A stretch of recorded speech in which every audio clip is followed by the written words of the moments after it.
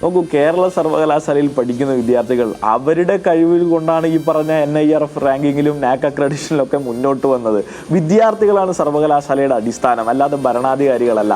ഇങ്ങനെ ഭരണാധികാരികളാണെന്ന് സ്വയം നടിക്കുന്നവർ അധികാരത്തിൽ വന്നാൽ, അല്ലെങ്കിൽ ഇത്തരം സ്ഥാനങ്ങളിൽ വന്നാൽ, അർഹതയില്ലാത്തവർ വന്നാൽ ഇത്തരത്തിലുള്ള കമൻറ്റുകൾ ഉണ്ടാവും.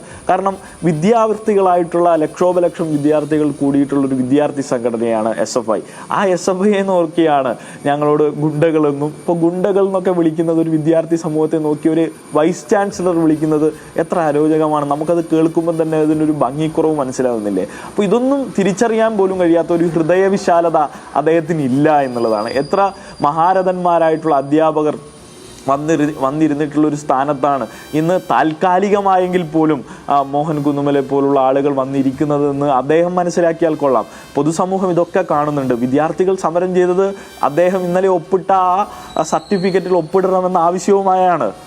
അതോടൊപ്പം ഈ സർവകലാശാലയിലെ ഭരണസ്തംഭനം അവസാനിപ്പിക്കണമെന്നുള്ള നിലയിലാണ്. അതോടൊപ്പം തന്നെ RSS ചിഹ്നങ്ങൾ പാടില്ല എന്നുള്ള നിലപാടാണ്. ആ നിലപാട് ശരിവെക്കുന്ന നിലയിൽ അദ്ദേഹം പ്രവർത്തിച്ചത്. അപ്പോൾ അതിൻ്റെ അരിശം കൊണ്ടാണ് തൻ്റെ ഈ പറഞ്ഞ പ്രതിരോധങ്ങളൊക്കെ പൊളിഞ്ഞുപോയി. അതോടൊപ്പം തന്നെ വിദ്യാർത്ഥികളുടെ മുന്നിൽ മുട്ടുകുത്തേണ്ടി വന്നു എന്നുള്ള അരിശം കൊണ്ടാണ് ഇന്നലെ അതൊക്കെ വിളിച്ചു പറഞ്ഞത്.